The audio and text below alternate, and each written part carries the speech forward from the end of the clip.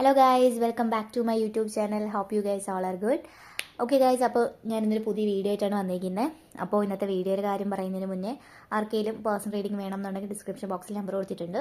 Okay, അപ്പോൾ നമുക്ക് ഉടനെ റീഡിങ്ങിലേക്ക് പോവാം. ക്ലിയർ? അപ്പോൾ എൻ്റെ അടുത്ത് ഒരുപാട് പേര്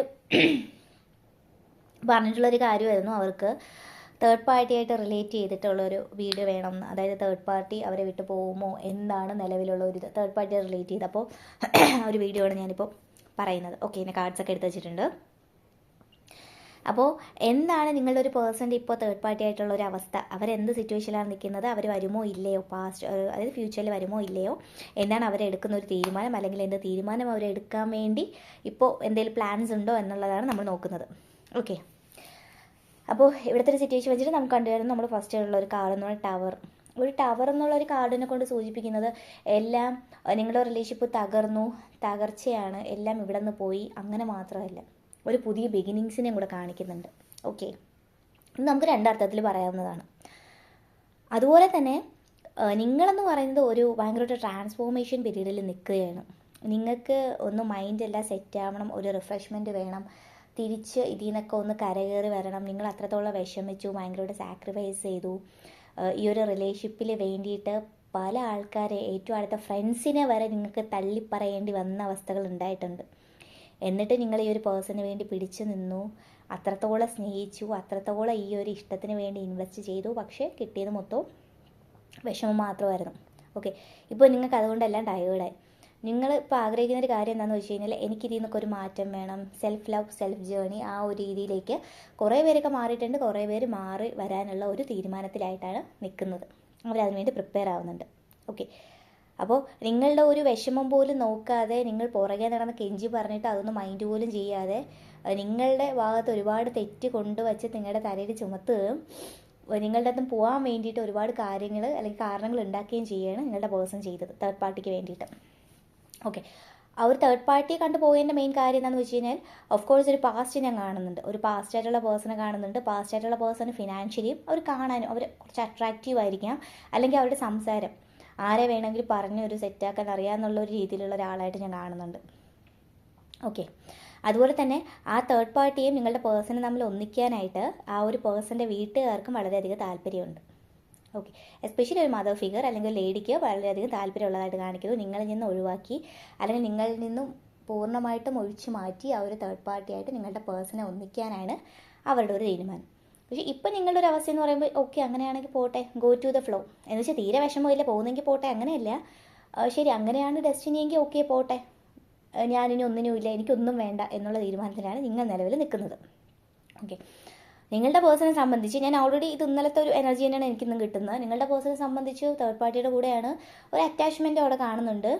അതുപോലെ തന്നെ അവർക്ക് നിങ്ങളിലേക്ക് തിരിച്ചു വരാനുള്ള ഒരു ചെറിയ ഒരു തോതിലുള്ള ഒരു ആഗ്രഹമുണ്ട്. പക്ഷെ അവർ അതിന് വേണ്ടിയിട്ട് എഫേർട്ടൊന്നും എടുക്കുന്നതായിട്ട് ഞാൻ കാണുന്നില്ല.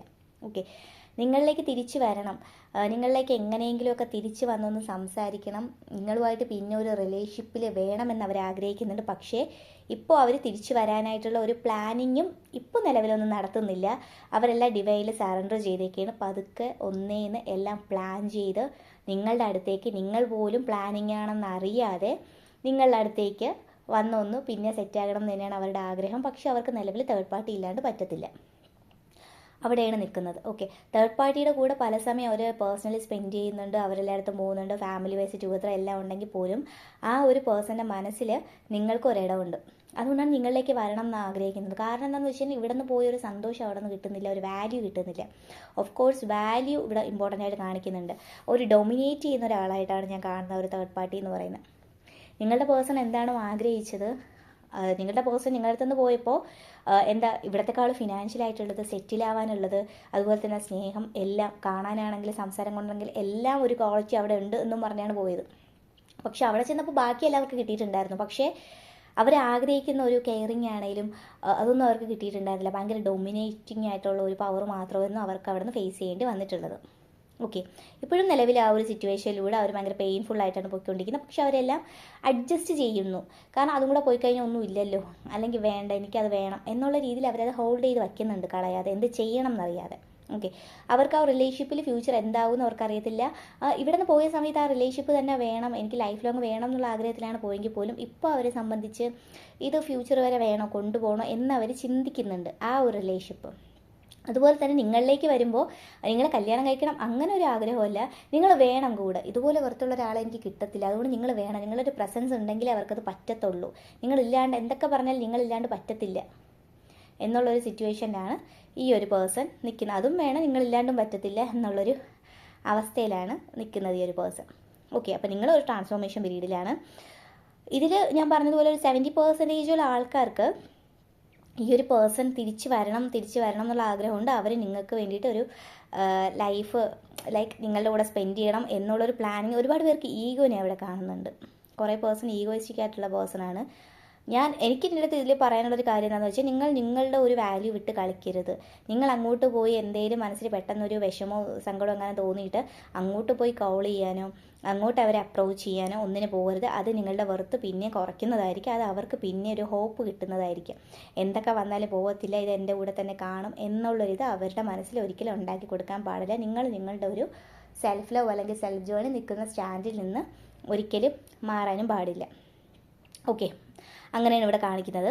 അതുപോലെ തന്നെ നിങ്ങളെ സംബന്ധിച്ച് ഇനി അങ്ങോട്ട് വരുന്നത് വളരെ നല്ല ഒരു സമയമായിട്ട് കാണുന്നുണ്ട്.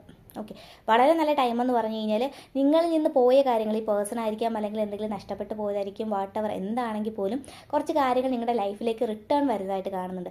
ഈ പേഴ്സണിനെ പോലെ തന്നെ ഒന്നിലധികം ആൾക്കാർ നിങ്ങളെ കൂടുതലായിട്ട് സ്നേഹിക്കുകയും നിങ്ങളെ പ്രപ്പോസ് ചെയ്യാനുള്ള ചാൻസസിനെ ഒരുപാട് കാണുന്നുണ്ട്. ഒന്നിലധികം ആൾക്കാർ. ഓക്കെ, അതിൽ പാസ്റ്റിൽ നിന്നുള്ള എൻട്രി കാണാം. പുതിയ പേഴ്സൺസ്, ഏതെങ്കിലും പുതിയ ആൾക്കാർ നിങ്ങളെ ഇഷ്ടപ്പെടുകയും വന്ന് നിങ്ങളെ പ്രപ്പോസ് ചെയ്യാനും ഉള്ള ഒരുപാട് ചാൻസ് ഞാൻ കാണുന്നുണ്ട്. ചിലവർക്ക് ഒരു ഡയറക്റ്റ് ആയിട്ടുള്ളൊരു മാരേജ് ഓഫർ തന്നെ ഞാനിവിടെ കാണുന്നുണ്ട്. ഓക്കെ, നിങ്ങൾക്ക് ഒരുപാട് അബണ്ടൻസും ചേഞ്ചും നിങ്ങളുടെ ലൈഫിൽ വരുന്നതായിട്ട്, ഈ വീഡിയോ കാണുന്ന ആൾക്കാരുടെ ലൈഫിൽ വരുന്നതായിട്ട് കാണുന്നുണ്ട്. ഓക്കെ, അപ്പോൾ നിങ്ങളുടെ പേഴ്സണെ സംബന്ധിച്ച് ഇതാണ് ഒരു ഇതെന്ന് പറയുന്നത്. അവർ പ്ലാൻ ചെയ്യുന്നുണ്ട് വരാനായിട്ട്, എന്ത് ചെയ്യണം എന്നുള്ളൊരു ഡിസിഷനിലാണ് അവർ നിൽക്കുന്നത്. ഓക്കെ, അപ്പോൾ നമുക്ക് എന്തെങ്കിലും ഏഞ്ചൽ മെസ്സേജ് നോക്കാം. നിങ്ങളിപ്പോൾ എന്താണ് ചെയ്യേണ്ടതെന്ന്, എന്ത് കെയർഫുള്ളാണ് കൊടുക്കേണ്ടതെന്ന് നോക്കാം. ഓക്കെ, എന്തെങ്കിലും സൈൻ.